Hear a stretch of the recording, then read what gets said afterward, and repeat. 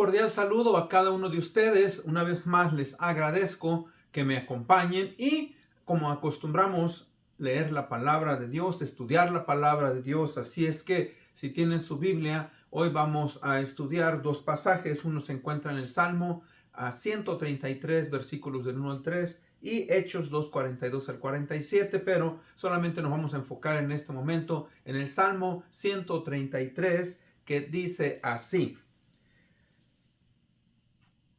Miren cuán bueno y cuán delicioso es habitar los hermanos juntos y en armonía.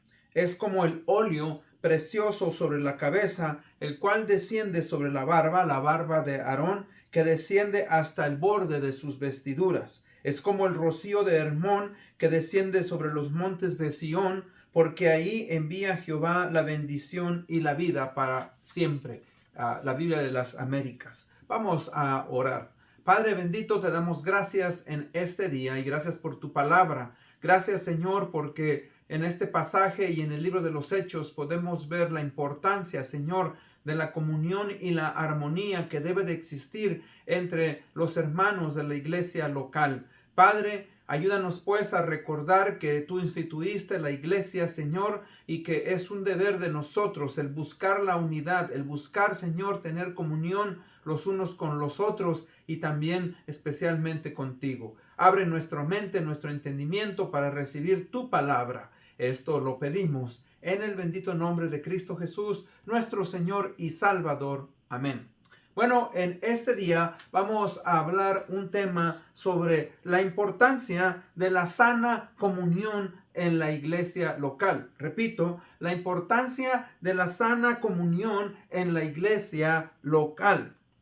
Nosotros como seres inteligentes que Dios nos ha hecho, nos ha dado Dios la maravilla de poder expresar nuestros pensamientos y no solamente a través de las palabras, pero también, ¿verdad?, ponerlos en la escritura. Ahora, a través de las palabras, sean dichas o sean escritas, podemos expresar, como dije yo, pensamientos e ideas. Y muchas veces, fíjese, una frase tan solamente de 2 o 3 palabras es suficiente para poder levantar o poder, decimos, matar nuestro ánimo. Por ejemplo, usted puede decir te amo o puede decir te odio.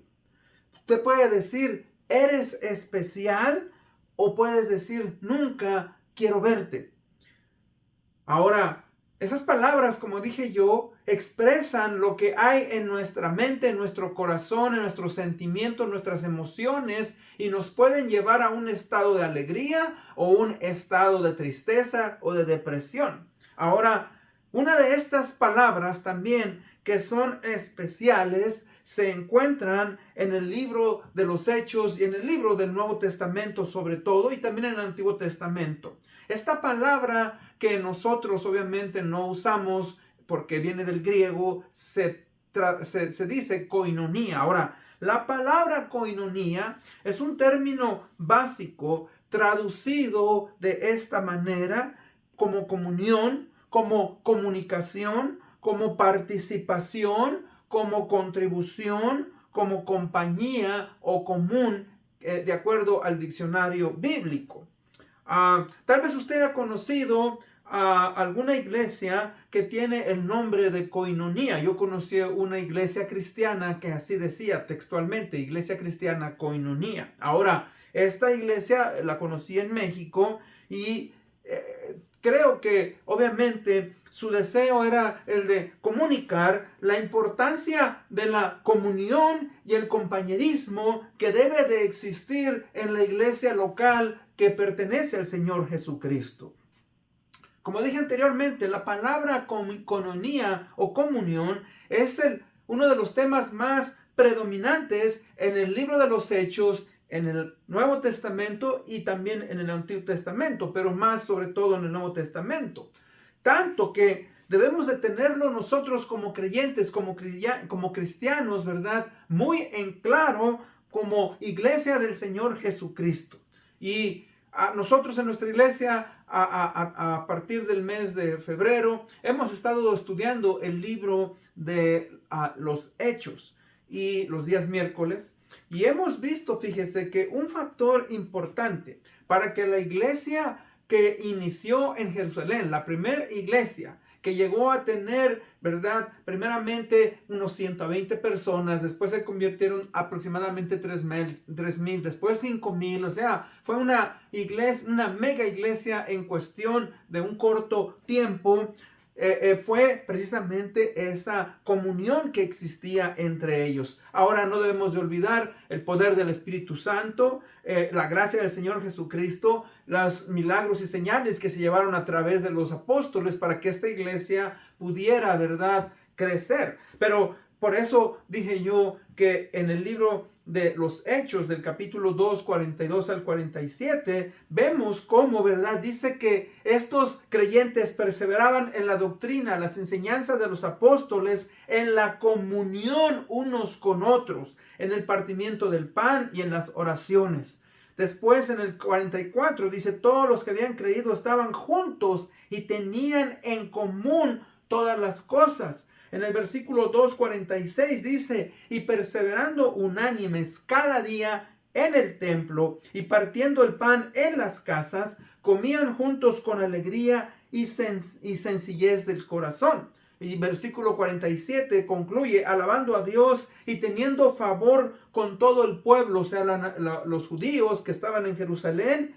Y no solamente eso, sino que dice que el Señor añadía cada día a la iglesia los que habían de ser salvos. O sea, todo esto, mis hermanos, es un impacto de esa comunión que la gente veía en la iglesia, esa compañía, esa participación que ellos tenían como hermanos en Cristo. Como creyentes, pues, de la iglesia del Señor Jesucristo, debemos nosotros buscar, mis hermanos, esa comunión y esa verdad que Cristo mandó a sus discípulos y obviamente a nosotros como sus hijos en la iglesia de nuestros días. En el Evangelio de San Juan, capítulo 17, 21 al 23, nos dice que para que todos sean uno, como tú, Padre, en mí y yo en ti, que también ellos sean uno en nosotros, para que el mundo crea que tú me enviaste. La gloria que me diste, yo les he dado para que sean uno, así como nosotros somos uno. Yo en ellos y tú en mí, para que sean perfectos en unidad, para que el mundo conozca que tú me enviaste y que los has amado a ellos como también a mí me has amado. Fíjese que ahí nos está hablando, en este pasaje, el Señor Jesucristo está hablando de esa comunión, de esa unidad que ha existido por la eternidad entre el Padre, el Hijo y obviamente el Espíritu Santo. Y Él, ¿verdad?, quiere transmitir a estos discípulos ese amor, que ellos también lleguen a amarse los unos a los otros y que ellos lleguen a tener esa unidad. ¿Por qué? Porque si ellos no mantienen, la iglesia cristiana no mantiene la unidad, obviamente eso es peligroso y eso puede hacer que nosotros, en vez de unirnos, en vez de crecer, en vez de progresar, nos separemos, nos apartemos y la iglesia sea dividida. Por eso el tema, como dije, es la importancia de la sana comunión en la iglesia local. Ahora, primeramente, la comunión debe de ser intencional. Cuando llamamos intencional es que usted debe de buscarla. Usted debe de tener una intención de, como miembro de la iglesia del Señor Jesucristo, buscar esa unidad, buscar esa comunión, buscar esa participación, contribuir a la iglesia y tener en común todas aquellas cosas que Cristo nos manda. Fíjese que debemos, mis hermanos, amigo que me escucha, de buscar en la iglesia, ¿verdad?, esa unidad. No es correcto que el cristiano, el creyente, se aparte de los hermanos. Yo le he dicho, y la palabra de Dios nos lo dice, hemos sido llamados a buscarnos los unos a los otros, a amarnos los unos a los otros, respetarnos los unos a los otros, exhortarnos los unos a los otros, orar los unos por los otros. O sea, si usted encuentra en el Nuevo Testamento, se cree que hay alrededor de 59 versículos donde se nos da ese mandamiento de los unos por los otros. Servirnos los unos a los otros, exhortarnos los unos a los otros. Fíjense que entonces la comunión que nosotros como creyentes en la iglesia local debemos de buscar es que debemos tener un compañerismo. Un compañerismo demanda una asociación de creyentes, una comunidad, una comunión y una participación conjunta en el cual hay un intercambio de los unos con los otros. Ahora, sí es cierto que tenemos reunión de varones, tenemos reunión de mujeres, tenemos reunión de jóvenes, pero fíjese que como iglesia se nos demanda que todos, ¿verdad? Líderes, jóvenes, niños, a matrimonios, ancianos, solteros, viudas, etcétera, en el estado que estemos, tengamos esa relación entre nosotros. ¿Por qué? Porque, hermanos, eso nos hace que nosotros, ¿verdad?, crezcamos. Eso nos lleva, ¿verdad?, a que podamos nosotros imitar esa unidad que el Señor Jesucristo dijo en Juan 17 a sus discípulos. Esa es una prueba de la iglesia. Yo le he mencionado que la intención de la iglesia no es, ¿verdad?, que cada individuo haga sus eventos como cada quien le parece. No, la palabra de Dios nos demanda y nos dice que debemos de unirnos y buscar esa unidad para el bien de la iglesia, para honrar al Señor Jesucristo. Y eso es posible siempre y cuando, ¿verdad?, nosotros cedamos nuestra voluntad, nuestros deseos a el Señor Jesucristo y somos impulsados por el Espíritu Santo. Y el Espíritu Santo, hermano, nos lleva a poder nosotros, ¿verdad?, buscar, honrarle, el buscar, ¿verdad?, permanecer juntos en esa misión que el Señor nos ha llamado a hacer, que es el de evangelizar y el de discipular. Fíjese que nosotros pues tenemos ese compañerismo que debe de ser, como dije yo, intencional. No solamente eso, fíjese que dice en el versículo 42 del libro de los Hechos, perseveraban en la doctrina de los apóstoles. Esa comunión que debe de existir, esa relación, esa unidad en cuanto a permanecer fundamentados en las enseñanzas de la palabra de Dios que se nos ha dado a través de la Biblia. Fíjese que de la misma manera, hermanos, hemos sido llamados a reunirnos. La eclesía, la iglesia, la palabra iglesia, eclesía, ¿verdad?, era una asamblea de los ciudadanos de cierta lugar que eran convocados a reunirse para hablar sobre los asuntos importantes de su comunidad. Ese término es tomado, ¿verdad?, de los griegos y de esas comunidades para expresar que la iglesia también debe de reunirse, que la iglesia debe de tener las cosas en común para relacionarnos los unos con los otros a través del estudio de la palabra, a través de la oración, a través, ¿verdad?, de participar en la cena del Señor, en los bautismos, a través de nosotros, mis hermanos, animarnos, a exhortarnos, de servirnos los unos a los otros. Eso es algo esencial e importante. Este hermano, Kevin Halloran, dice: cuando la gente se queja de las imperfecciones de la iglesia, siempre les recuerdo de nuestra necesidad del evangelio. Somos pecadores, salvos, y estamos en el proceso de la santificación. Entonces, deberíamos de esperar, ¿verdad?, y reaccionar a nuestros problemas de una manera en la cual se resuelvan conforme al evangelio, practicando el mandato de amarnos los unos a los otros, servirnos los unos a los otros, perdonándonos unos a los otros, etc. Y nosotros, mis hermanos, ¿verdad?, al hacerlo, dice él, olvidamos nuestras diferencias y, ¿verdad?, nos relacionamos con los unos con los otros.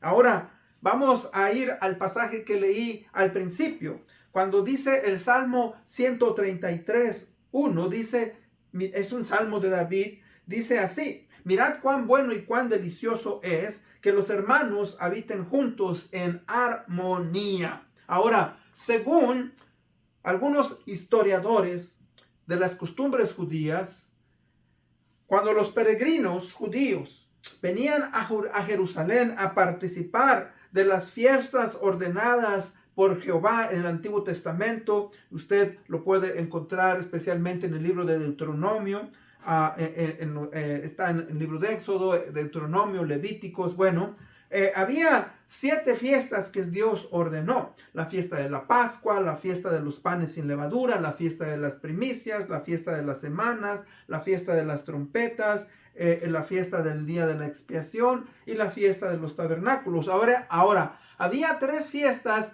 que específicamente Dios ordenó que debían de venir a la ciudad de Jerusalén a celebrarlas. Recuerde, las 12 tribus se encontraban alrededor, ¿verdad?, de Israel, y todos los que estaban al norte, al este, etcétera, tenían que venir a celebrar esas fiestas. Ahora, estas fiestas eran la fiesta de los panes sin levadura, que terminaba con la Pascua, la fiesta de las semanas, que nosotros conocemos como el día del Pentecostés, y la fiesta de los tabernáculos. Ahora, miles de peregrinos venían y llegaban a Jerusalén. Ellos venían de diferentes puntos, pero cuando se encontraban en los caminos, obviamente, pues que cuando llegaban a Jerusalén los encontraban por los caminos. Tristemente, había a veces ciertas fricciones. ¿Por qué? Porque usted sabe que cuando hay mucha conglomeración, por ejemplo, cuando celebramos nosotros hoy en día Navidad, Año Nuevo, fiestas así, pues mucha gente tiende a llegar a ciertas ciudades. Si usted llega a ciertas ciudades como nosotros que vivimos aquí en Las Vegas, aquellos que vivimos en Las Vegas, por ejemplo, en el fin de año, llegan a venir 350,000 personas. Hay un caos vial. Las autopistas para ir a California un viaje de 4 horas se vuelve un viaje de 8 horas. A veces hay escasez de ciertos alimentos, de ciertas cosas. Era lo mismo, ¿me entienden?, en aquellos tiempos. Fíjese que entonces los peregrinos hacían ciertas cosas, y los peregrinos, ¿verdad?, usaban este salmo, el Salmo 133, lo cantaban y ellos lo entonaban en sus viajes. Aunque este salmo es muy corto, pero tiene una gran enseñanza tanto para los judíos como para la iglesia del Señor Jesucristo. Ahora, iba a decir yo que recuerde, los salmos, hermanos, en realidad son cantos, es palabra de Dios, pero son expresados en cantos. Usted los puede entonar como el Salmo 1, Salmo 5. Hay muchos salmos que nosotros cantamos. Bueno, es palabra de Dios, pero que es en poesía y es cantada. Pero ellos, hermanos, cuando venían entonces en sus peregrinaciones, usaban estos salmos, ¿verdad?, para recordar la importancia de la unidad que ellos deberían de tener. Los adoradores, fíjese, preparaban sus corazones. ¿Para qué? Porque ellos recordaban la importancia de que una nación, la nación de Israel, a pesar de que estaba dividida en 12 tribus, debería de mantenerse unido en la adoración, ¿verdad?, a Dios, en honrarle y glorificarle. Ahora, ¿por qué se hacía eso? Porque, hermanos, tristemente, el ser humano, en el corazón del ser humano existe el egoísmo, hay contiendas, tiende a haber división. ¿Por qué? Porque tenemos una naturaleza pecadora. Y David, obviamente, cuando escribió este canto, ¿verdad?, se cree que cuando escribió este salmo o canto, él, mis hermanos, parece ser que cuando él recibió, ¿verdad?, el reino, recuerde, aún no estaba un reino todavía unido. Pero cuando él, mis hermanos, empezó a trabajar, dice que las otras tribus, las 10 tribus, juntamente con la Benjamín, que estaba ahí pegada en Judá, vinieron y le dijeron a David, estamos contigo, somos un solo pueblo. Ahora, se cree que ahí es donde el rey David compuso este salmo, hablando, ¿verdad?, de la importancia de la unión que debía de haber en la nación de Israel. Ahora, no solamente estamos hablando para la nación de Israel, pero lo mismo, ¿verdad?, para la iglesia del Señor Jesucristo. Nosotros no estamos exentos, hermanos, de buscar esa unidad. Por eso, cuando dice aquí, canto de ascenso gradual de David, dice así, mirad cuán bueno y cuán delicioso es habitar los hermanos juntos y en armonía. O sea, las personas que llegaban a Jerusalén, ¿verdad?, entendían o debían de entender que la unidad es un tesoro, ¿verdad?, preciado. Y que una nación, una iglesia, una nación o una iglesia que no está unida y está dividida puede llegar a caer. Puede llegar a caer. Ahora, todos aquellos nosotros que hemos que somos padres, pero también hemos sido hijos. Si usted recuerda, uno de los consejos que nuestros padres nos daban siempre era, sobre todo cuando tenemos familias, ¿verdad?, de 2, 3, 4, 5, familias grandes, uno de los consejos que se nos daba era, hijos, ¿verdad?, búsquense, no estén peleando, busquen, ¿verdad?, amarse los unos a los otros. Y yo creo, mis hermanos, que ese es un buen consejo de un padre o de los padres hacia sus hijos. ¿Por qué? Porque tendemos muchas veces nosotros, ¿verdad?, a separarnos, tendemos a buscar nuestro propio bien y olvidarnos. Y es lo mismo como hermanos en Cristo. Por eso la iglesia del Señor Jesucristo, el creyente, nos llamamos el uno al otro hermanos. Tenemos un Padre, el Padre eterno, y nosotros, ¿verdad?, como hermanos en Cristo, no queremos que haya esa división. Por eso cuando dice este pasaje, mirad cuán bueno y cuán agradable es habitar los hermanos juntos en armonía. O sea que hay varias cosas aquí. Primeramente, Dios, mis hermanos, nos manda que busquemos esa armonía. Es un mandato. Mirad cuán bueno y cuán delicioso es que el creyente busque esa unidad. Y nos dediquemos, mis hermanos, a buscar esa unidad, porque fíjese, la unidad no es algo opcional, la unidad es importante. Así como la exposición de la palabra de Dios es importante, así como la oración es importante, así como compartir el evangelio es importante, la unidad en la iglesia, la unidad en la nación de Israel, y en este caso nosotros como iglesia, hermanos, es un deber de buscarla. ¿Por qué? Porque recuerde, la gente en el mundo nos está observando, y cuando en nuestras iglesias hay divisiones, cuando en nuestras iglesias hay pleito, cuando nosotros, ¿verdad?, no hemos trabajado y forjado esa unidad, la gente nos observa y nos critica. Por eso aquí se nos está diciendo, mirad cuán bueno y cuán delicioso es, qué agradable es que los hermanos habiten juntos en armonía. La nación de Israel, mis hermanos, usted sabe, cuando murió Salomón, la nación de Israel se dividió. Se hizo el reino del norte, el reino del sur. El reino del sur tenía a Judá y a Benjamín, y las otras 10 tribus fueron hacia el norte. Hubo una división de la nación. Y eso obviamente no agradó a Dios, y eso, fíjese, fue la causa en la cual fueron dispersos, y tristemente, ¿no? Eso trajo a la nación, mis hermanos, su caída. Y la iglesia no está exenta de eso. Si la iglesia no ve la importancia de la unidad, si la iglesia no ve la importancia, ¿verdad?, de aprender a amarse, entonces nosotros, obviamente, vamos a caer. Somos, hermanos, llamados pues a honrar y glorificar a nuestro Señor Jesucristo. Es importante.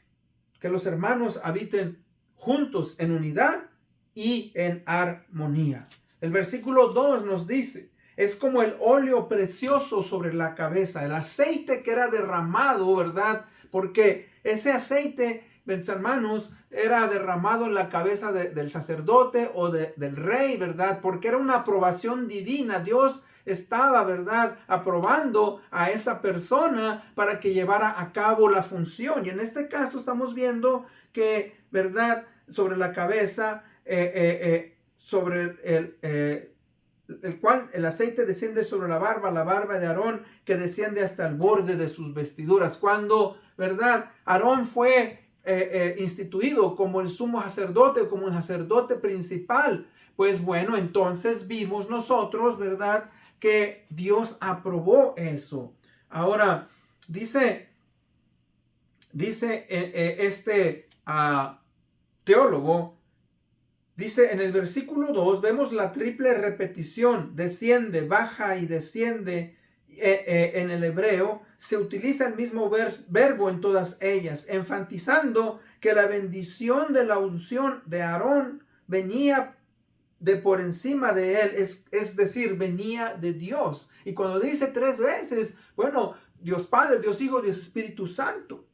Entonces, hermanos, es esencial. Después dice, es como el rocío de Hermón que desciende sobre los montes de Sión, porque ahí envía Jehová la bendición y la vida para siempre. ¿Verdad? Y nuevamente, este otro teólogo nos dice, en pocas palabras, la verdadera unidad, como todos los buenos dones, viene de arriba, viene de Dios. Es otorgada más que lograda o desarrollada.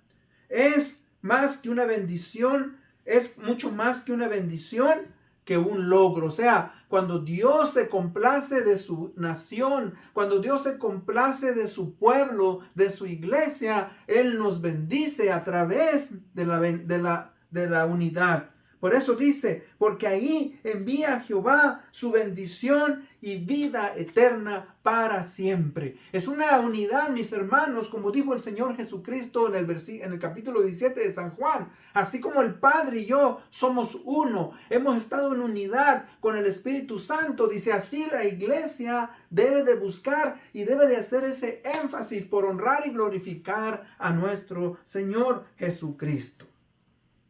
Debemos, pues, fíjense, aprender a amarnos los unos a los otros para poder, ¿verdad?, mantener esa unidad. El amor de Dios debe de guiarnos, el amor de Dios debe de transformarnos, el amor de Dios, mis hermanos, nos lleva a buscarnos. Por eso, fíjese cómo el capítulo 2 de Hechos termina diciendo que ellos estaban alabando a Dios, tenían favor para con todo el pueblo. El Señor añadía cada día a la iglesia los que habían de ser salvos. O sea, ahí podemos ver la bendición de Dios en la iglesia. Y es lo mismo, como cuando nosotros, mis hermanos, nos esforzamos por ser una iglesia que honre y glorifique al Señor Jesucristo a través de la comunión, del compañerismo, ¿verdad?, de la sana comunión, nosotros vamos a poder, obviamente, honrar y glorificar a nuestro Dios de una gran manera. En conclusión, uno de los grandes teólogos de hace siglos, Albert Barnes, dijo lo siguiente: gran parte de los obstáculos al progreso de las iglesias en el mundo se debe a sus luchas y contiendas de los que se declaran ser amigos de Dios. Recordemos que la causa de Cristo cobraría un nuevo impulso inmediatamente si todos los seguidores del Señor Jesús actuaran en armonía. Si cada cristiano reconociera debidamente a todos los demás cristianos como sus hermanos, y si cada iglesia verdadera reconociera a todas las demás iglesias verdaderas, esto, dice, ¿verdad?, sería una unión cristiana, y la iglesia, ¿verdad?, no sería motivo de burla para el mundo, sino que sería algo precioso.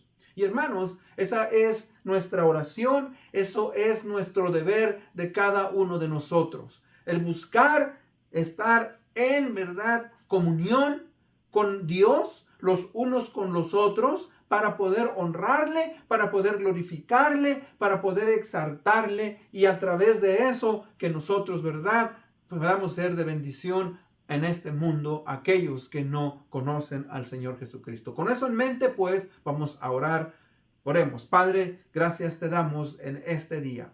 Estamos, Señor, convencidos de que la comunión, Padre, es una bendición que proviene de ti. Esa unidad, Señor, esa relación que debe de existir entre hermanos es tan importante, y nosotros, Padre, debemos de preocuparnos en aplicarla en nuestras vidas. Ayúdanos, pues, Señor, a entender eso. Padre, que cuando nosotros no estamos trabajando en unidad, estamos, Padre, rompiendo el cuerpo de Cristo, estamos separando el cuerpo de Cristo, y eso obviamente no trae bendición. Te amamos, te honramos, te glorificamos. Esto lo pedimos en el bendito nombre de Cristo Jesús, nuestro Señor y Salvador. Amén. Gracias por escucharme una vez más. Hasta la próxima.